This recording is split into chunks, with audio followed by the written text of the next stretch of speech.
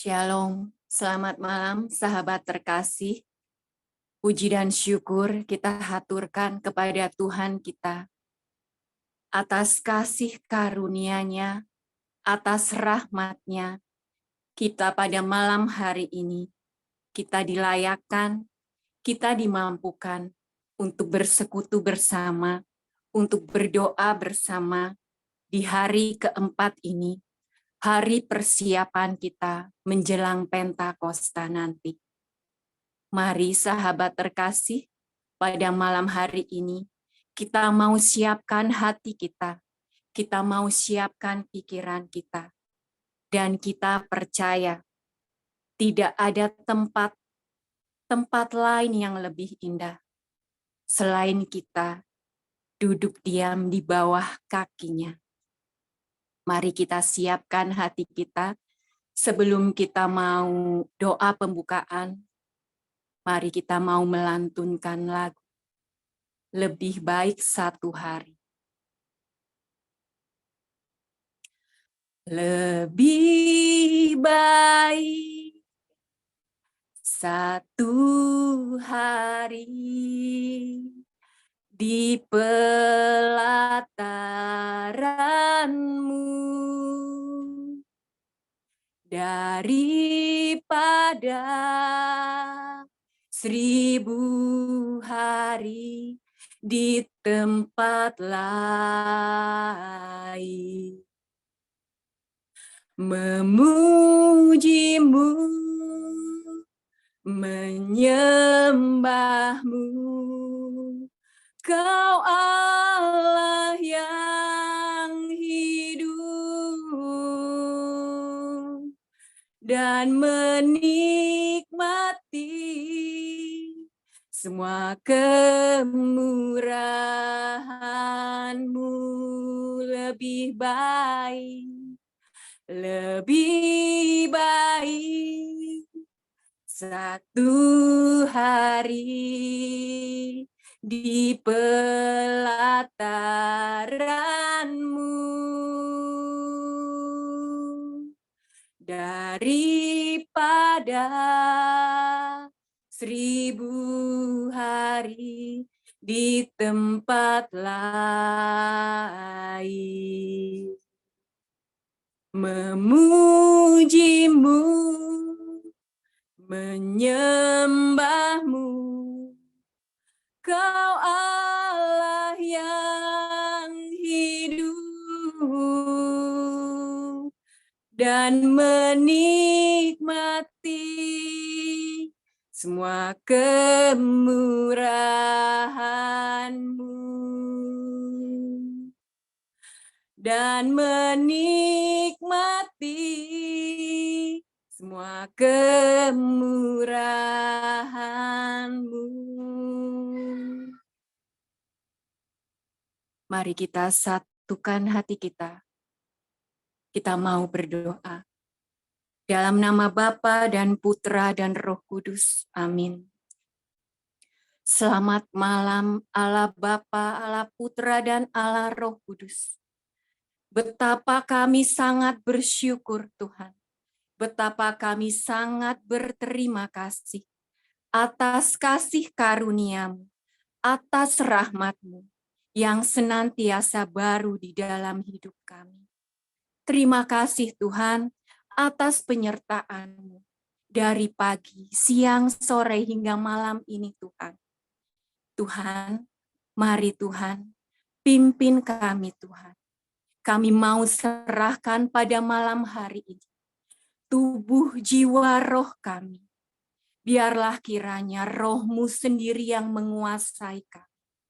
Kami mau duduk diam di bawah kaki-Mu Bapa. Kami mau melantunkan puji-pujian kepada. Kami mau mendengarkan suara-Mu, dan kami mau berdoa saat ini. Mari Tuhan, biarlah kiranya Engkau tutup bungkus kami satu persatu dengan darah putra-Mu. Dan biarlah para malaikat-Mu di surga mengelilingi kami, depan, belakang, kiri, kanan kami.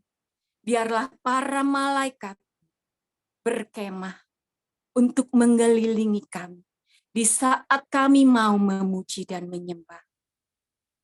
Tuhan, tutup bungkus pula untuk device kami, untuk jaringan internet kami, dan untuk kami semua yang saat ini mau haus dan rindu Tuhan untuk mendengarkan firman. Tuhan, beracaralah Tuhan. Kami mau serahkan segala sesuatunya ke dalam tangan. Beracaralah dari awal, pertengahan, hingga akhir. Amin. Mari kita siapkan hati kita. Kita mau masuk ke hadirat-Nya. Kita percaya di saat kita duduk diam di bawah kaki-Nya, apapun kondisi kita, kita percaya Dia selalu ada bersama dengan kita. Dan itu adalah harta yang paling berharga. Kita mau letakkan semua, segala permasalahan kita, segala pergumulan kita saat ini di bawah kaki-Nya. Dan kita mau dengan penuh sukacita untuk masuk ke hadirat-Nya. Saat ku masuk ke hadirat-Mu, ku tersungkur dan sembah-Mu. Ku persembahkan korban syukurku yang terbaik bagimu saat ku masuk ke hadirat-Mu. Ku tersungkur dan sembah, ku persembahkan korban syukurku yang terbaik bagimu. Ku bawa korban syukur ke tempat kudus-Mu Tuhan. Hatiku limpah dengan syukur, sebab Tuhan baik. Ku bawa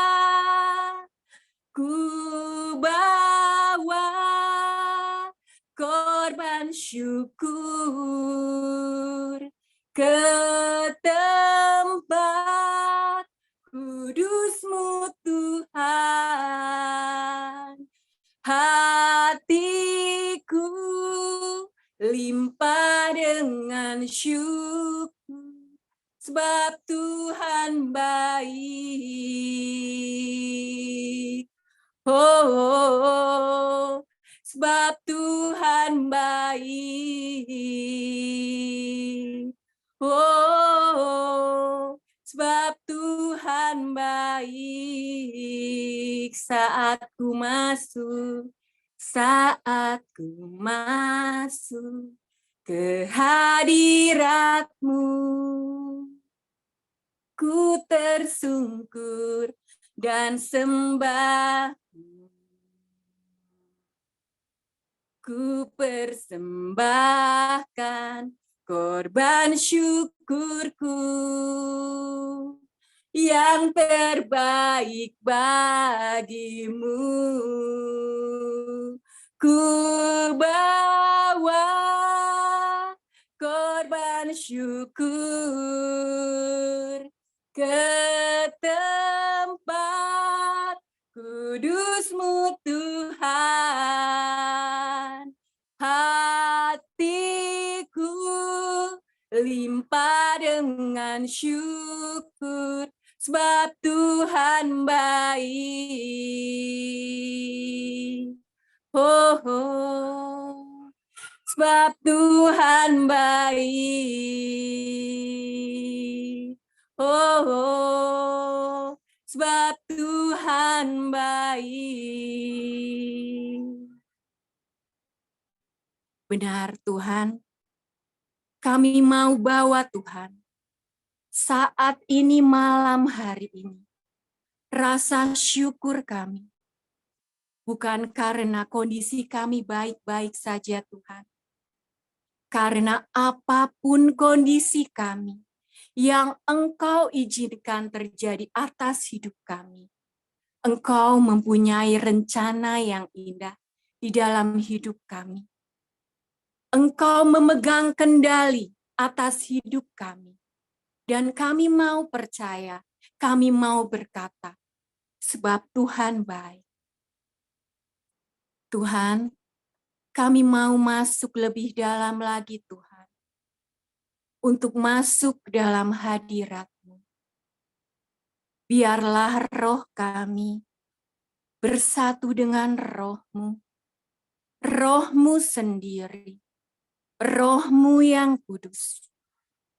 Tanpa roh-Mu Tuhan, kami tidak bisa masuk mendekati tahta kasih karunia.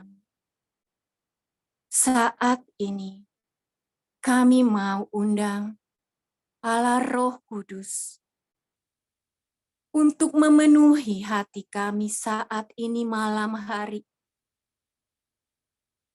Mampukan kami ya Allah Roh Kudus. Penuhi kami saat ini yang haus dan rindu akan firman-Mu.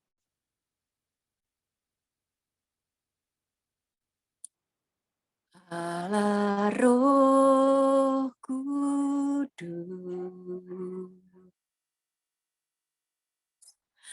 penuhi kami. Ku rindu Kau selalu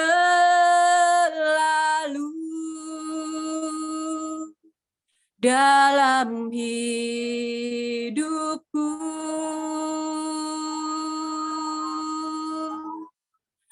Allah Roh Kudus,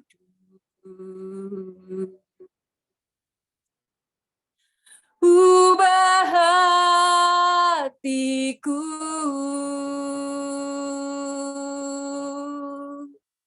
jelikanku, jamahlah ku rindu hadirat-Mu. Ku sembah kudus, kudus, kuduslah Tuhan, dan ku sanjung Kau mulia, mulia bagimu Tuhan. Ku sembah kudus, kudus, kuduslah Tuhan, dan ku sanjung Kau mulia,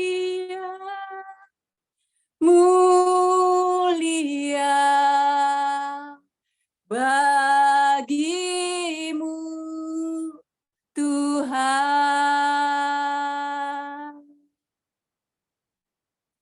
Allah Roh Kudus, Engkau kudus, Engkau kudus, Engkau kudus.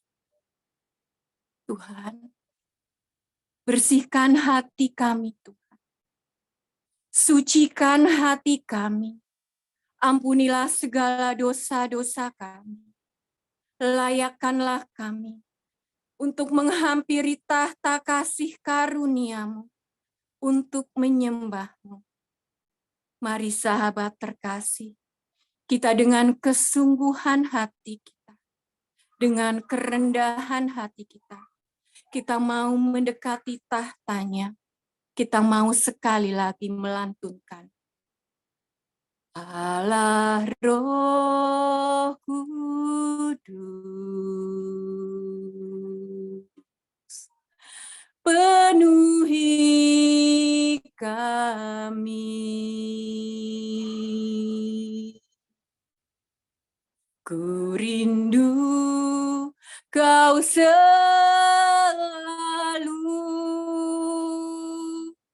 dalam hidupku, Allah Roh Kudus, Allah Roh Kudus,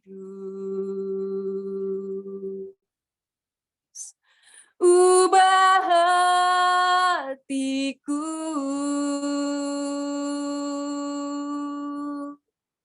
jelikanku,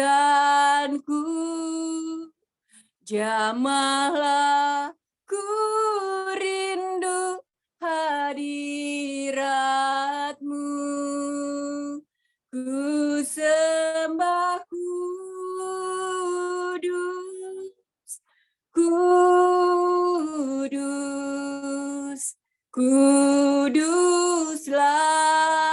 Tuhan, dan ku sanjung Kau mulia, mulia bagimu Tuhan, ku sembah Kudus, Kudus, Kuduslah Tuhan, dan ku sanjung Kau mulia, mulia bagimu Tuhan, dan ku sanjung Kau mulia, mulia bagimu Tuhan, dan ku sanjung Kau mulia, mulia bagimu Tuhan. Rasakan kasih-Mu Tuhan, ku rasakan kuasa-Mu Tuhan, ku rasakan kasih kuasa Roh Kudus, ku rasakan kehadiran-Mu, ku rasakan kasih-Mu Tuhan, ku rasakan kasih-Mu Tuhan, ku rasakan kasih kuasa Roh Kudus, ku rasakan kehadiran-Mu, curahkanlah, curahkanlah kuasa-Mu Tuhan, mujizat terjadi di tempat ini. Curahkanlah kuasa-Mu Tuhan, mujizat terjadi sekarang ini. Curahkanlah kuasa-Mu Tuhan, mujizat terjadi di tempat ini. Curahkanlah kuasa-Mu Tuhan, Mujizat terjadi sekarang ini. Curahkanlah kuasa-Mu Tuhan. Mujizat terjadi di tempat ini. Curahkanlah kuasa-Mu Tuhan. Mujizat terjadi sekarang ini. Mujizat terjadi sekarang ini. Mujizat terjadi sekarang ini. Mujizat terjadi sekarang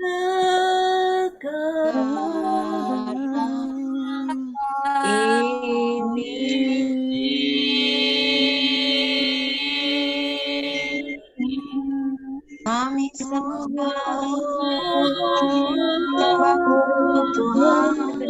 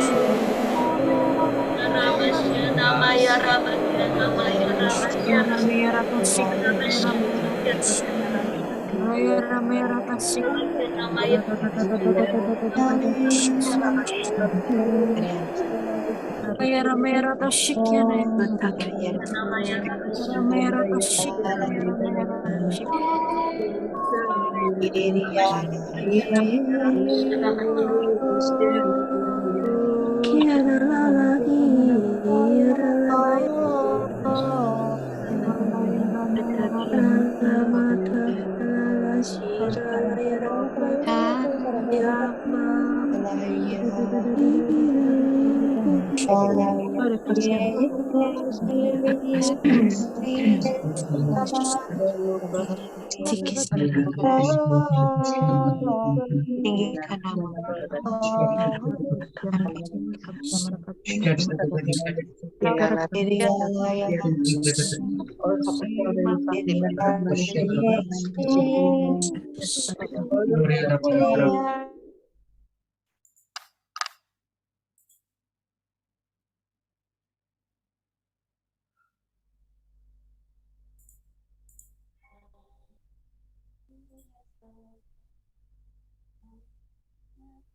belum di unmute.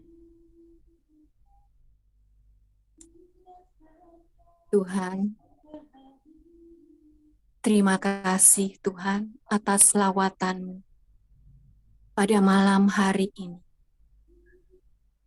Sebentar lagi kami mau mendengarkan suara-Mu lewat firman yang akan disampaikan oleh anak-Mu yang terkasih, Vila Tuhan. Tetaplah bersama kami, Tuhan. Sentuhlah hati kami, bukalah telinga kami, sehingga kami benar-benar mengerti apa yang Engkau ingin sampaikan pada kami pada malam hari ini. Berfirmanlah Tuhan, kami anak-anak-Mu siap mendengarkan. Amin.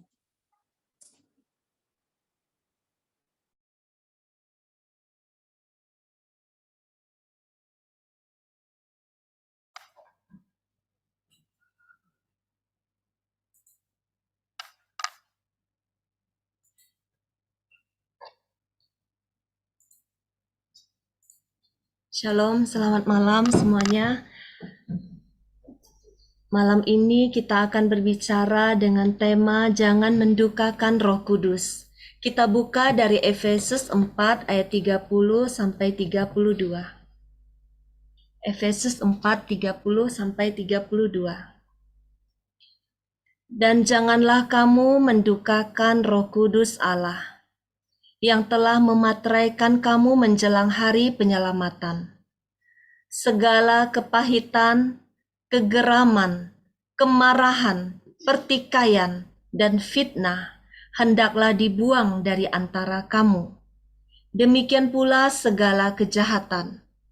Tetapi hendaklah kamu ramah seorang terhadap yang lain, penuh kasih mesra dan saling mengampuni, sebagaimana Allah di dalam Kristus telah mengampuni kamu. Demikianlah sabda Tuhan, syukur kepada Allah. Mendukakan artinya melukai. Dan biasanya yang paling bisa melukai Anda dan saya adalah orang-orang yang paling dekat dengan kita. Kesayangan-kesayangan kita. Begitu juga dengan hati Bapa. Kita sebagai anak-anaknya yang paling punya potensi melukai hatinya. Mungkin selama ini Anda tidak tahu bahwa apa yang Anda lakukan ternyata melukai hati Allah. Karena Anda tidak tahu siapa sesungguhnya diri Anda bagi Allah. Bahwa Anda dan saya adalah anak Allah. Anak yang berharga. Yang ditebus dengan harga yang mahal. Anak yang diperjuangkan dengan darah di kayu salib, supaya kelak bisa hidup bersamanya. Begitu berharganya hidup saudara dan saya. Rohnya Dia berikan supaya Anda dan saya mampu menjadi manusia baru dan meninggalkan hidup yang lama. Karena Anda begitu berharga. Semua hal yang kita lakukan yang membuat rohnya meninggalkan kita akan mendukakan Dia. Semua hal yang kita lakukan yang membuat rohnya meninggalkan kita akan mendukakan rohnya. Kita bisa mendukakan Roh Kudus ketika kita tidak mengenal hati Allah. Di dalam Hosea 4 ayat 6 dikatakan, umatku binasa karena tidak mengenal Allah. Umatku binasa karena tidak mengenal Allah. Banyak anak Tuhan jatuh ke dalam penyembahan berhala karena mereka tidak mengenal Allah yang mereka sembah. Mereka Katolik, tetapi mereka juga mencari Allah-Allah lain di dalam hidup mereka. Lewat peramal, perdukunan, orang pintar, lewat banyak cara halus yang instan, yang mereka tidak sadar, mereka sedang dibawa kepada kebinasaan. Sebagai anak-anak Tuhan, kita harus berjuang makin mengenal hatinya dan kehendaknya di dalam hidup kita. Lewat firman Tuhan, disitulah kita makin mengenal kesukaannya dan apa yang melukai hatinya. Jika Anda tidak mengenal hatinya, tidak mengenal karakternya, tidak mengenal kepribadiannya dan kesukaan, serta apa yang dia tidak sukai, bisa jadi Anda tidak tahu banyak hal yang Anda lakukan melukai hati Allah, mendukakan hati Roh Kudus. Mengapa Roh Kudus bisa didukakan?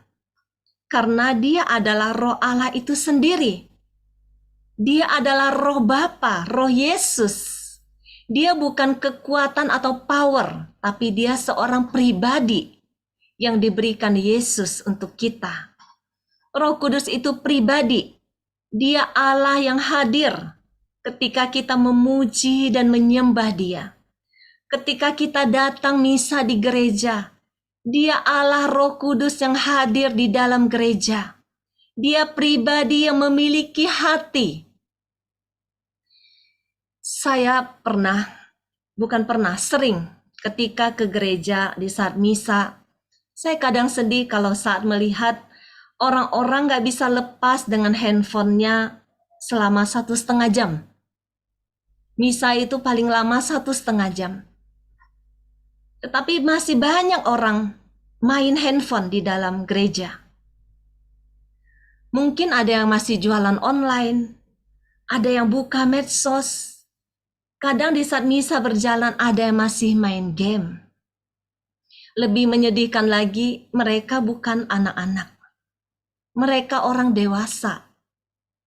Dan saat itu, dilihat anak saya Dev, dan anak saya protes ketika saya tidak mengizinkan dia main handphone, bahkan sebelum misa, kecuali untuk baca firman. Anak saya menunjuk salah satu bapak yang sedang main game di saat misa. Anak saya bertanya, kenapa dia boleh? Ini sangat memprihatinkan. Bagaimana Roh Kudus tidak berduka melihat ini. Di dalam gereja, walaupun misa belum dimulai, Roh Allah sudah ada di sana. Itu rumah Tuhan, tempat kita memuji dan menyembah. Tempat kita datang kepada Raja yang Maha Tinggi. Dia pribadi yang harus kita hormati, kita puji, kita sembah, dan kita ajak ngobrol di dalam doa. Bayangkan jika kita bertemu dengan Raja di dalam sebuah istana. Mungkin nggak kita sambil main handphone, sementara Raja itu ada di depan kita. Semoga tidak ada yang di sini seperti itu. Ini bukan hanya merugikan diri kita sendiri. Kita sudah buang waktu 1,5 jam untuk misa, tapi kita tidak mungkin mendapatkan apa-apa kalau kita melakukan itu. Dan kita akan menjadi batu sandungan bagi anak-anak dan umat yang baru datang yang mau mengenal Tuhan di dalam gereja kita. Itu salah satu mendukakan Roh Kudus. Di dalam Efesus 4 ayat 17, Efesus 4 ayat 17 dikatakan, jangan hidup lagi sama seperti orang-orang yang tidak mengenal Allah dengan pikirannya yang sia-sia. Setelah kita mengenal Allah sebagai Bapa kita, kita akhirnya juga mengenal siapa jati diri kita yang sesungguhnya di hati Bapa. Kita mulai dibukakan, ternyata kita anak-anak milik kesayangannya. Kita begitu berharga. Dia memanggil kita. Panggilan hidup kita itu menjadi kudus dan hidup di dalam kebenarannya. Menjadi kudus. Di dalam Petrus 1 ayat 15-16 dikatakan, tetapi hendaklah kamu menjadi kudus di dalam seluruh hidupmu, sama seperti Dia yang kudus, yang telah memanggil kamu. Sebab ada tertulis, kuduslah kamu, sebab aku kudus. Sebagai anak Allah, kita tidak cukup hidup baik saja, tetapi hidup kudus sesuai dengan kebenaran yang Dia tetapkan, yaitu firman Tuhan. Tidak cukup hidup menjadi orang baik, kita harus hidup benar di hadapan Allah. Kita bisa mendukakan Roh Kudus ketika kita tidak hidup di dalam kekudusan. Di dalam pertemuan novena pertama, kita mengenal Roh Kudus itu pribadi yang kudus. Dia hanya bisa tinggal di dalam ruang yang kudus, di dalam baitnya yang kudus.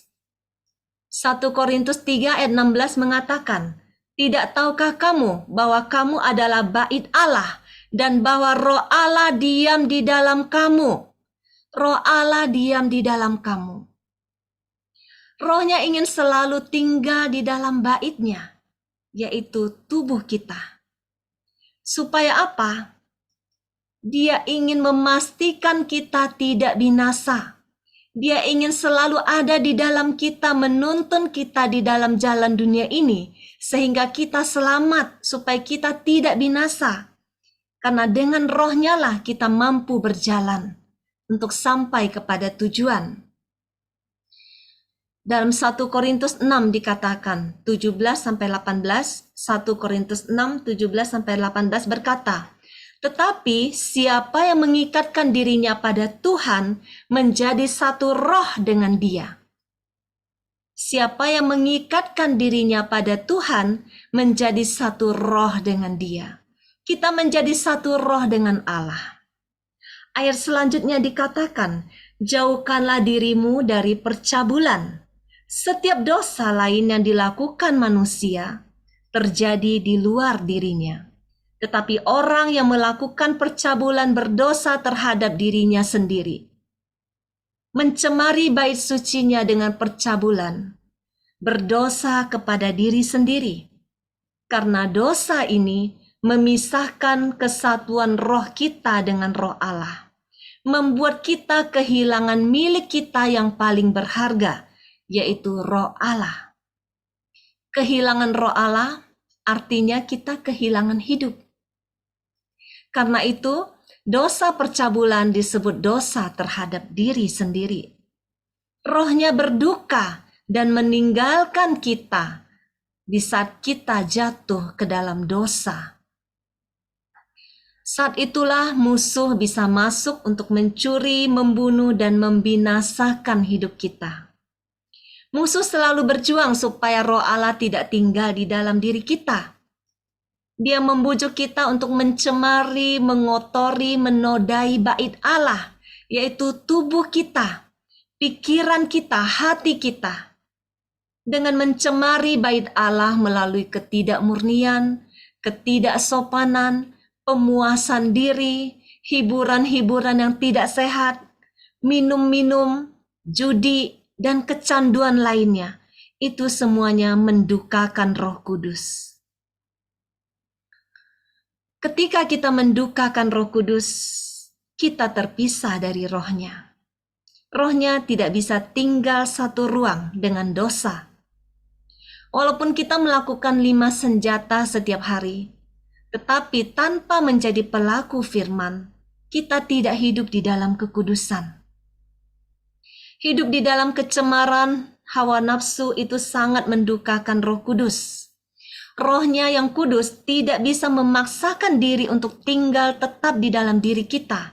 Walaupun dia sangat mencintai kita, walaupun kita sangat berharga baginya, dia tidak bisa memaksakan dirinya yang kudus untuk tinggal tetap. Padahal dari awal tujuan Allah menciptakan kita adalah Dia ingin selalu bersama-sama dengan kita anak-anaknya. Dosa terhadap tubuh membuat kita terpisah dengan Allah. Kekudusan bukan hanya dalam tubuh tetapi juga di dalam pikiran dan hati kita. Di dalam Efesus 4 tadi dikatakan di ayat ke-31, segala kepahitan, kegeraman, kemarahan, pertikaian dan fitnah hendaklah dibuang dari antara kamu. Demikian pula segala kejahatan.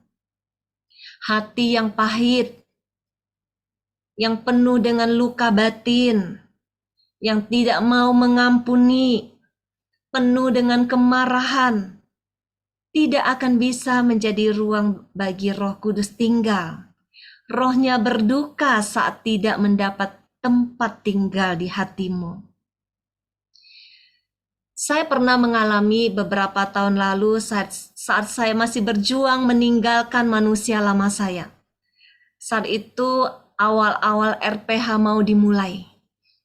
Tuhan menguji dan membentuk saya banyak hal. Salah satunya yang saya ingat, Saya dapat satu asisten rumah tangga yang benar-benar super sulit diajar. Beberapa hari setelah Mbak ini kerja, saya mulai merasakan semua peralatan piring dan sendok itu setiap mau dipakai pasti berminyak. Setiap piring sendok berminyak. Saya mulai sedikit emosi. Karena setiap kali saya mau pakai, saya harus cuci ulang. Hari itu saya ajarkan dia cara cuci piring supaya bersih. Masih dengan suara pelan. Walaupun sudah mulai emosi, saya masih sabar mengajar dia. Hari berikutnya ada lagi. Hari berikutnya ada lagi kejadian yang sama. Sampai suatu hari di saat saya sedang sibuk dan saya menemukan lagi hal yang sama, saya meledak. Saya panggil dia. Saya marah.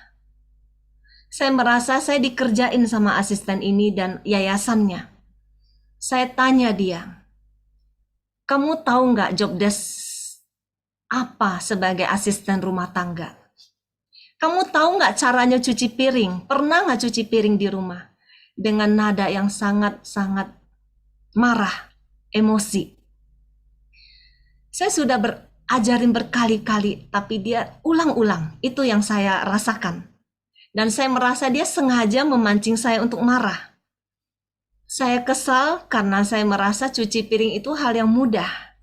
Dan kenapa dia bisa gagal dalam belajar? Saya nggak tahan, saya mau menyuruh asisten ini pulang secepatnya. Malam itu, saya nggak bisa tidur. Ketika saya mau berdoa, saya nggak bisa berdoa. Saya merasa Tuhan mendiamkan saya juga. Karena saya membiarkan amarah saya menguasai saya. Rohnya berduka saat itu. Kekesalan itu membuat saya tidak bisa berdoa. Saya menangis. Saya minta maaf sama Tuhan. Dan saya ditegur Tuhan hari itu, malam itu. Banyak hal yang Tuhan ajarkan ke saya, berulang-ulang juga, hal-hal yang mudah, tetapi ada yang tidak sanggup saya lakukan juga. Tuhan tegur saya itu. Salah satunya adalah Tuhan suruh saya bangun pagi. Bangun pagi itu mungkin bagi orang lain itu mudah, tetapi saya setiap kali saya mau berjuang, saya selalu gagal. Tuhan ingatkan, saya juga bodoh dalam hal ini. Saya juga bebal dalam hal ini, seperti saya melihat asisten rumah tangga itu. Tetapi Tuhan sabar dengan saya. Tuhan tidak emosi membentak saya. Saat itu saya menangis, saya malu. Saya merasa saya begitu sombong karena saya pintar cuci piring dan marah ketika orang lain gak bisa melakukannya. Tapi Tuhan sabar dengan saya. Besoknya, setelah saya tahu saya salah, ketika Tuhan menegur saya mau taat. Ketika Tuhan suruh saya minta maaf kepada asisten ini. Saya pergi ke kamarnya. Ternyata dia sedang menangis dan dia minta pulang. Saya peluk dia, saya minta maaf. Saya bilang, saya minta maaf, saya salah. Maafkan saya. Kamu jangan nangis lagi. Kalau kamu mau kerja lagi, saya janji saya nggak akan marah seperti itu lagi. Tapi akhirnya dia tetap pergi. Tapi kejadian itu mengajar saya banyak. Untuk mengendalikan diri. Untuk tidak membiarkan kemarahan menguasai saya. Untuk belajar rendah hati. Untuk taat kepada suaranya ketika menegur saya. Jadi, kita bisa mendukakan Roh Kudus ketika kita tidak taat, ketika kita sombong, ketika kita merasa diri kita bisa melakukan semuanya itu dan orang lain tidak bisa. Ketika kita membiarkan emosi kita menguasai kita, Roh Allah tidak mungkin tinggal tetap di dalam hati kita. Dia berduka. Yang ketiga, kita bisa mendukakan Roh Kudus kalau kita tidak percaya penuh kepadanya. Roh Kudus berduka saat kita meragukan Allah. Kita sering, sebagai orang tua, kita selalu berjuang yang terbaik untuk anak-anak kita. Tetapi saat kita memberitahukan sebuah kebenaran yang menyangkut hidup dan mati misalnya, dan ternyata anak kita nggak percaya sama kita, bagaimana perasaan kita? Kita pasti terluka, kita pasti berduka, karena mereka anak-anak kita. Kalau mereka nggak percaya, mereka tidak akan selamat. Kita akan kehilangan mereka.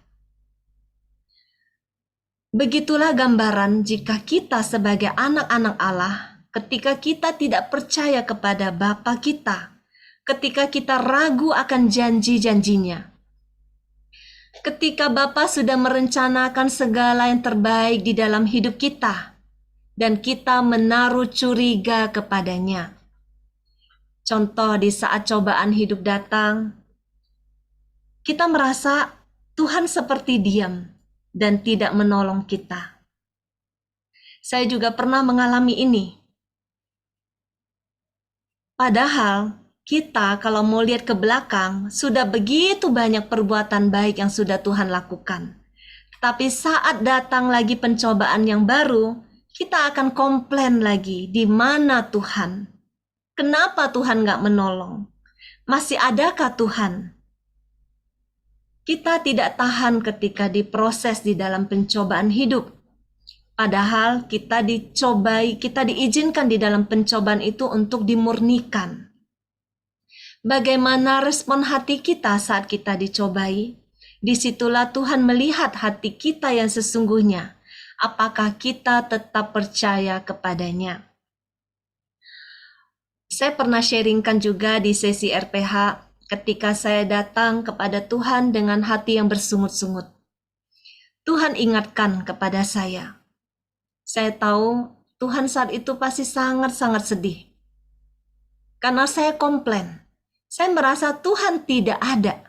Saya merasa Tuhan tidak hadir untuk menolong saya. Saya merasa Tuhan membiarkan permasalahan bertubi-tubi menyerang saya dan Dia diam saja. Saat itu saya datang, Tuhan berbicara. Begitu banyak perbuatan baik, perbuatan besar yang sudah kulakukan di dalam hidupmu. Masakan engkau masih tidak percaya kepadaku, anakku? Itu pernyataan yang sedih dari Tuhan. Saya tahu hatinya sedih ketika saya tidak percaya. Dan Dia mengingatkan kepada saya masa-masa lalu ketika tangannya menolong saya. Begitu banyak perbuatan-perbuatan ajaib yang sudah Dia lakukan. Tetapi hari ini saya datang lagi kepadanya dengan komplain. Di mana engkau Tuhan? Kenapa engkau tidak menolong? Seperti itu. Kita manusia sering seperti itu. Dan itu mendukakan hati Allah. Ketika kita mau datang kepada Tuhan, seperti seorang anak kecil yang percaya penuh kepada Dia. Tuhan menuntut percaya kita sampai terpancar di wajah. Waktu itu saya pernah ceritakan juga ketika Tuhan bertanya, anakku, apakah engkau percaya kepadaku? Waktu itu saya pikir saya percaya sekali dengan Tuhan. Tapi Tuhan menegur saya, kenapa wajahmu masih sedih dan kamu bersungut-sungut? Saya pikir waktu itu sebagai manusia, wajah yang sedih, kecewa ketika banyak pencobaan itu hal yang wajar. Tetapi ternyata itu mendukakan hati Allah. Jadi bagi kita yang masih sedih, kita yang masih sulit untuk tersenyum saat banyak pencobaan, kita harus ingat, ini melukai hati Allah. Karena itu, karena mencerminkan kita belum percaya kepadanya. Waktu itu Tuhan bertanya, apakah engkau percaya kepadaku? Saya menjawab percaya. Tuhan memberi saya melihat sebuah vision, seorang bapa menggendong anaknya. Saya pernah ceritakan kalau ikut RPH ya. Anak itu digendong, dilempar, ditangkap, dilempar, ditangkap. Tuhan bertanya, bagaimana wajah anak itu, nak? Saya jawab, senang, ketawa. Itulah arti percaya. Mungkin banyak dari antara kita tidak tahu kalau hati kita yang sedih, kita muram, kita bersungut-sungut, itu melukai hatinya. Karena itu menunjukkan kita belum percaya kepadanya. Jadi, untuk menjadi anak yang taat, anak yang percaya kepada Tuhan, di saat pencobaan datang, Tuhan ingin kita belajar percaya, belajar tetap tersenyum dengan kepercayaan yang penuh bahwa Dia itu Allah yang memegang tangan kita. Dia Allah yang paling mengasihi kita. Semua yang Dia izinkan terjadi itu tidak ada rancangan kecelakaan. Jika kita berjalan bersama Dia, tidak ada rancangan kecelakaan. Semua itu untuk membawa kita makin naik level, makin naik level.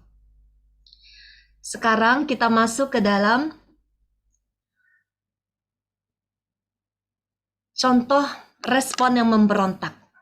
Kita bisa lihat di dalam Alkitab yang dilakukan oleh bangsa Israel dalam merespon didikan dan prosesnya Tuhan di padang gurun. Bangsa Israel adalah milik kesayangan Tuhan, bangsa pilihan, tetapi mereka yang paling melukai hati Tuhan. Ini bisa kita baca di kitab Keluaran. Bagaimana bangsa Israel sampai disebut sebagai bangsa yang tegar tengkuk. Berulang kali mendapat kebaikan Tuhan, saat ada ujian datang, mereka lupa semua kebaikan-kebaikan Tuhan itu. Mereka bersungut-sungut lagi. Mereka komplain-komplain lagi. Jadi itu yang jangan sampai kita lakukan. Karena itu akan melukai hati Roh Kudus. Yang keempat, ketika kita tidak taat kepadanya, kita juga mendukakan hati Roh Kudus. Dalam Yohanes 14 ayat 26 dikatakan, tetapi penghibur yaitu Roh Kudus yang akan diutus oleh Bapa dalam namaku, dialah yang akan mengajarkan segala sesuatu kepadamu dan akan mengingatkan kamu akan semua yang telah kukatakan kepadamu. Roh Kudus tinggal di dalam kita untuk mengajar kita kepada kebenaran dan mengingatkan kita akan semua perkataan-perkataan Tuhan Yesus di dalam Alkitab. Tetapi kita sering tidak taat. Ketika Dia tinggal di hati kita, Dia berbicara lembut melalui apa? Melalui hati nurani kita. Tuhan kadang berbicara melalui hati kita. Yang pasti suara Roh Kudus itu pasti sesuai dengan firman Tuhan. Contoh, di saat kita digoda untuk melakukan dosa, Roh Kudus akan mengingatkan. Dia akan berbicara, jangan lakukan itu. Dia berbicara lewat hati nurani kita. Dia mengingatkan kita akan firman Tuhan. Atau mungkin di saat kita, seperti yang tadi saya sharingkan, di saat kita mau emosi, saya nggak sempat lagi dengar suara Roh Kudus saat itu. Tetapi kalau kita mau tenang, mau dengar diam, mau hening, kita akan mendengar suaranya.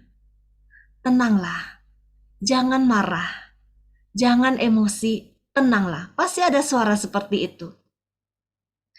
Jika kita membiarkan suara itu berlalu, ketika kita tidak taat, kita terus lakukan apa yang kita mau sesuai hati kita, bukan lagi suara Roh Kudus, akhirnya Roh Kudus diam.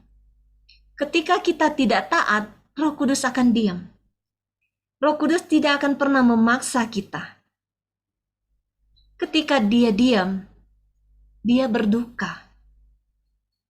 Ketika kita tidak taat kepada suaranya, Roh Kudus berduka. Dan itu sulit sekali untuk kita bisa mendengar suaranya lagi. Itu yang saya alami. Jadi, ketika kita membiarkan suara itu berlalu, akhirnya suara hati itu suara hati kita akan menjadi tumpul. Kita sulit lagi mendengarkan suaranya.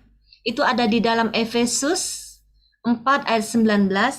Perasaan mereka telah tumpul sehingga mereka menyerahkan diri kepada hawa nafsu dan mengerjakan dengan serakah segala macam kecemaran. Jadi kalau kita berulang-ulang melawan suara Roh Kudus, suara Roh Kudus itu akan diam. Suara hati itu akan menjadi tumpul. Tidak bisa lagi kita mendengar, sehingga kita akan makin menyerahkan diri kepada hawa nafsu, kepada daging kita, dan makin terpuruk, makin masuk ke dalam dosa. Ketidaktaatan akhirnya membuat seseorang makin masuk ke dalam perangkap dosa dan mengakibatkan Roh Allah meninggalkannya. Suara Roh Kudus bukan hanya mengingatkan kita di dalam dosa. Kadang yang saya alami, ketaatan dalam melakukan pekerjaan yang Dia ingin kita lakukan. Saat Dia berbicara dan kita diam, ketika Dia menyuruh kita melangkah, kita diam, maka suaranya itu akan hilang. Kita tidak bisa lagi mendengar suara yang kedua. Jika suara pertama Dia suruh kita melangkah, kita tidak melangkah, kita tidak taat, suara Roh Kudus akan diam. Sampai kita melakukan suaranya itu, baru Dia akan bersuara lagi untuk kita melangkah ke tangga yang berikutnya. Selalu seperti itu suara Roh Kudus. Dia ingin kita selalu taat mendengarkan suaranya. Roh Kudus sangat menginginkan ketaatan kita untuk kita bisa bekerja sama dengannya. Itu salah satu contoh. Jadi tanpa ketaatan, kita juga akan mendukakan Roh Kudus yang tinggal di dalam hati kita. Demikian sesi malam hari ini, mari kita mau satukan hati kita. Kita mau masuk ke dalam doa. Setelah kita tahu apa yang melukai hati Tuhan, apa yang mendukakan Roh Kudus, kita minta rahmat-Nya. Kita masuk ke dalam doa.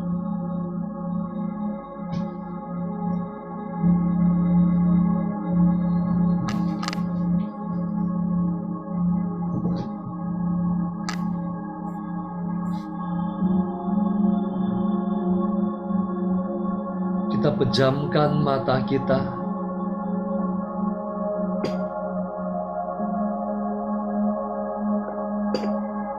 Kita mau rasakan kehadirannya. Kita mau mendengarkan suaranya.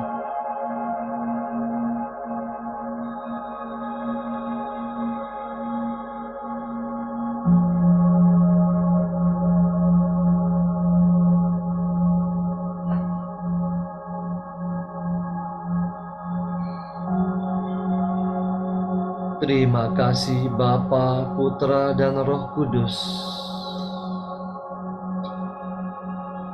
untuk kebenaran firman-Mu yang Engkau singkapkan pada malam hari ini.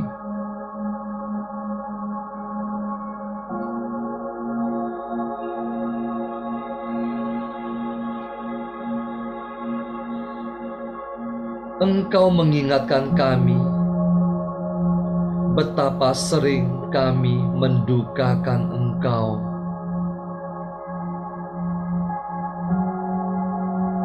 Kenapa Roh Kudus bisa berduka? Karena Dia sebuah pribadi. Karena Dia memiliki hati.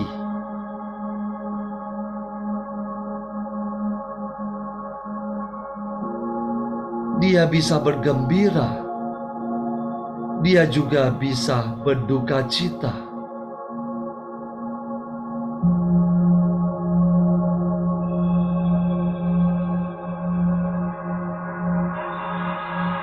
Coba kita masuk ke dalam refleksi, ke dalam hati kita masing-masing.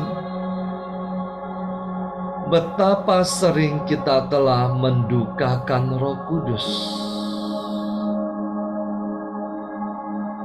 Coba periksa batin kita masing-masing. ketika kita tidak taat, ketika kita kurang percaya, ketika kita melakukan dosa.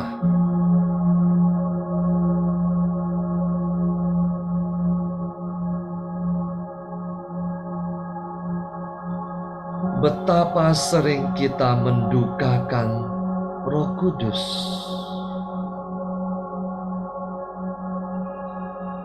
Kenapa Roh Kudus bisa berduka? Karena Dia ada di dalam hati kita.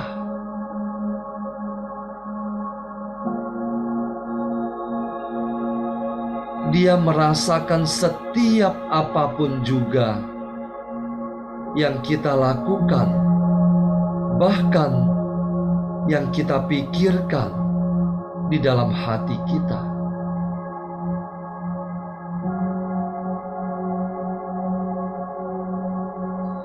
Ampuni kami Tuhan, ampuni kami anak-anak-Mu.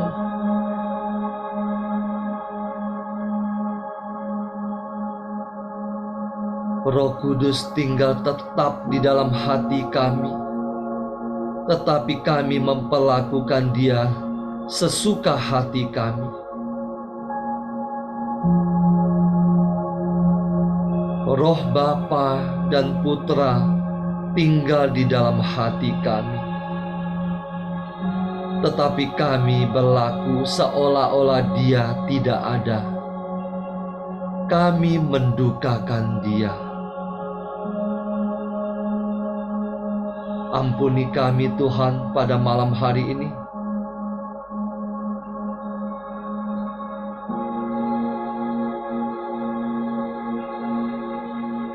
Minta ampun di dalam hati kita, atau keluarkan suara-Mu. Ampuni aku Tuhan, ampuni aku ya Roh Kudus.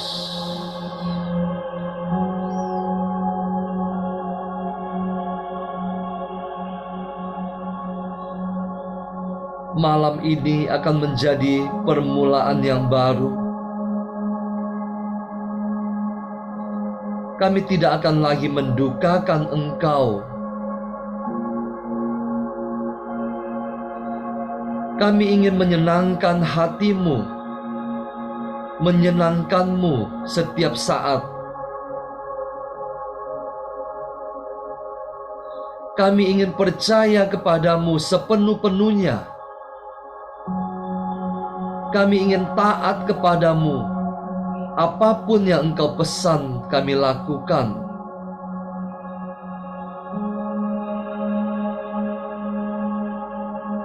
Kami akan berjuang untuk hidup kudus, tidak mencemari tubuh kami, pikiran kami, hati kami. Ampuni kami ya Roh Kudus.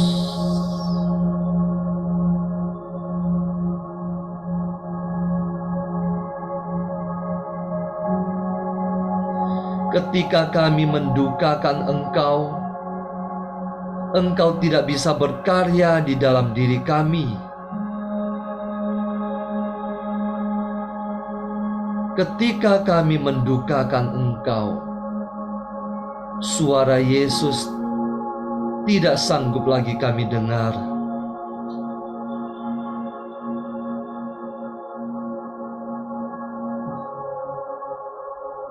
Pada malam hari ini, kami sungguh-sungguh bertekad dengan pertolongan rahmat-Mu.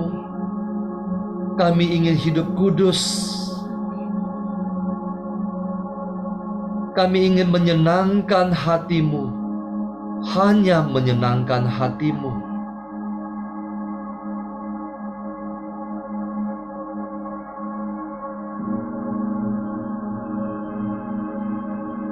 Pandanglah setiap di antara kami anak-anak-Mu yang pada malam hari ini membuka hati, menyesali dengan sungguh-sungguh karena ketidaktahuan mereka, karena ketidaktahuan kami selama ini. Betapa sering kami mendukakan Engkau. pada malam hari ini kami sungguh-sungguh ingin bertobat. Datanglah ya Roh Kudus. Datanglah tinggal tetap di dalam hati kami. Kami berjanji akan menyenangkan-Mu, membuat Engkau bersuka cita.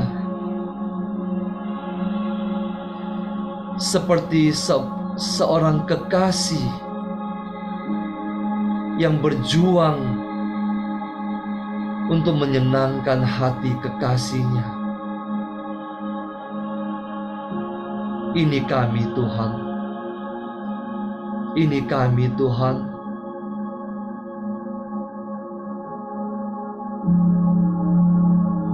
Terima kasih Tuhan. Terima kasih Tuhan. Terima kasih Tuhan. Biarlah Roh Kudus-Mu saat ini menjamah jiwa-jiwa, menjamah setiap jiwa yang membuka hati.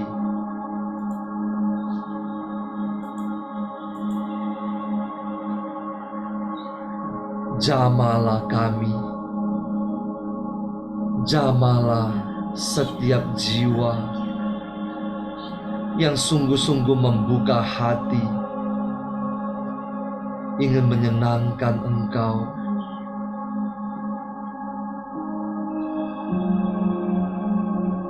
Terimalah ucapan syukur dan terima kasih kami Tuhan. Terimalah sembah sujud kami. Kami mau menyembah-Mu. Kami mau membuka suara kami.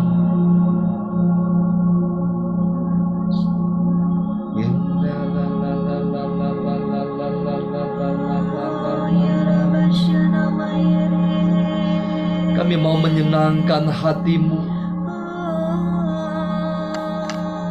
dengan ucapan yang keluar dari mulut kami.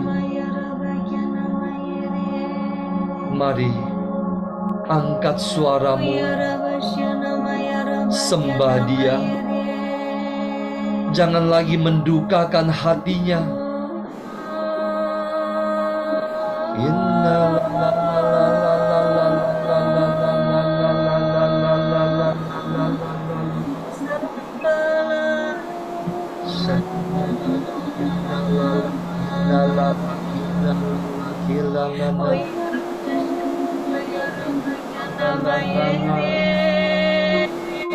Kami mau menyenangkan hati-Mu. Kami mau menyenangkan hati-Mu dengan sembah sujud kami ini. Dengan sembah sujud yang keluar dari mulut kami.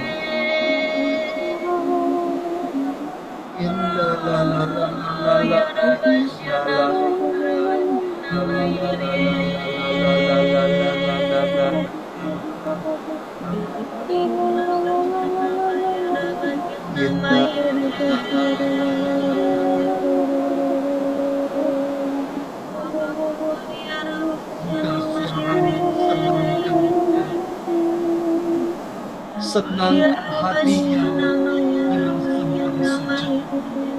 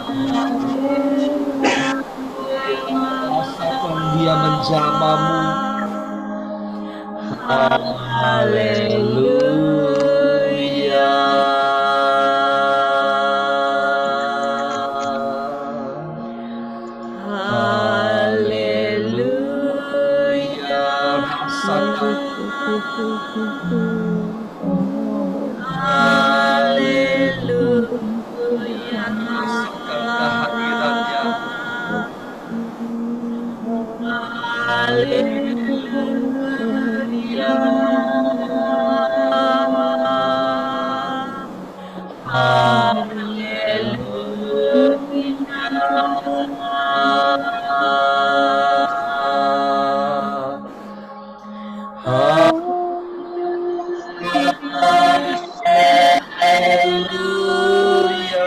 Mintalah Roh Kudus menjamamu malam hari ini. Haleluya.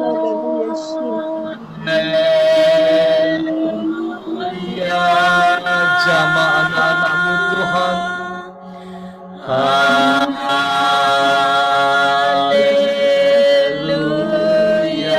Jama anak-anakmu Tuhan.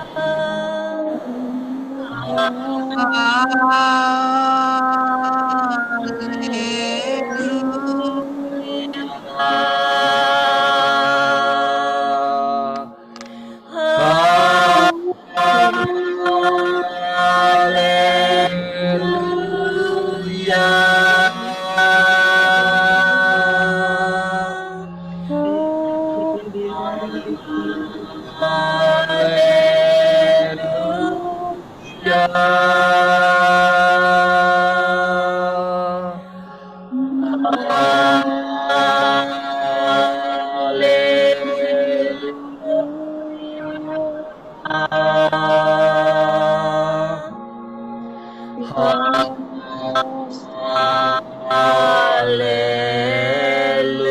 Haleluya. Sembah Dia, sembah Dia.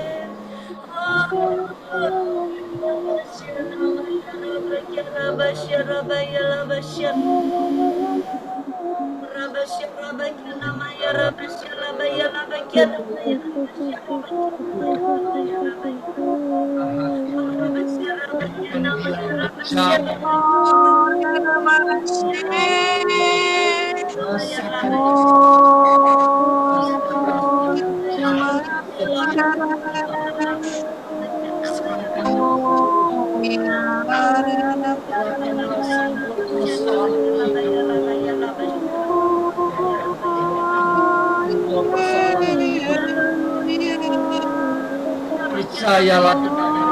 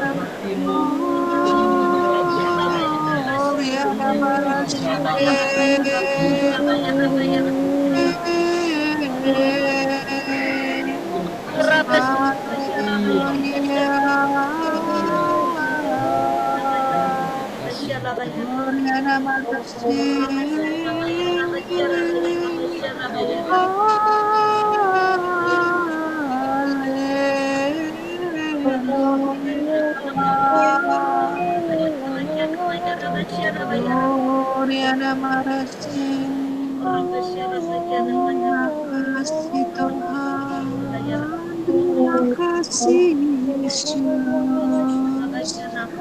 Terima kasih Roh Kudus. Haleluya.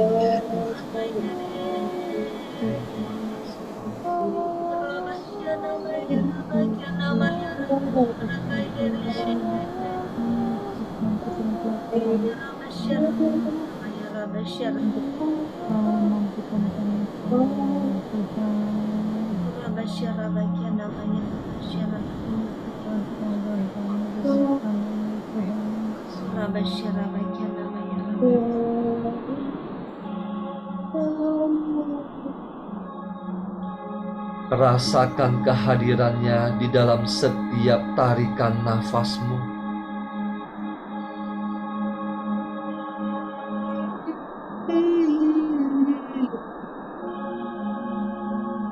Dia adalah roh Allah yang melayang-layang pada saat penciptaan.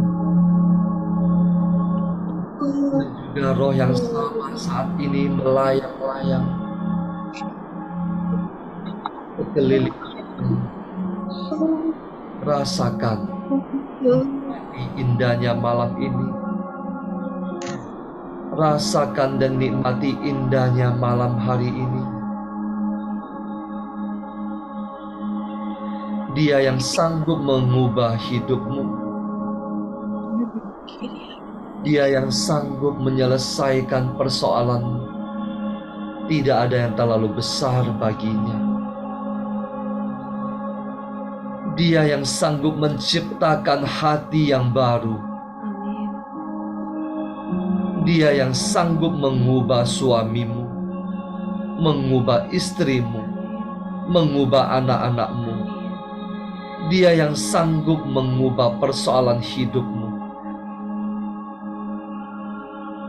Dia yang sanggup menciptakan yang baru ketika engkau percaya kepadanya. Terima kasih Tuhan, terima kasih Tuhan, terima kasih Tuhan, terima kasih, terima kasih, terima kasih. Terima kasih kami boleh berkumpul pada malam hari ini. Terima kasih Tuhan. Kiranya Engkau mengurapi setiap anak-anak-Mu yang hadir pada malam hari ini. Biarlah Engkau tandai setiap anak-anak-Mu dengan darah suci-Mu. Mereka adalah anak-anak-Mu Tuhan. Tidak ada seorang pun yang dapat merebut mereka dari tangan-Mu.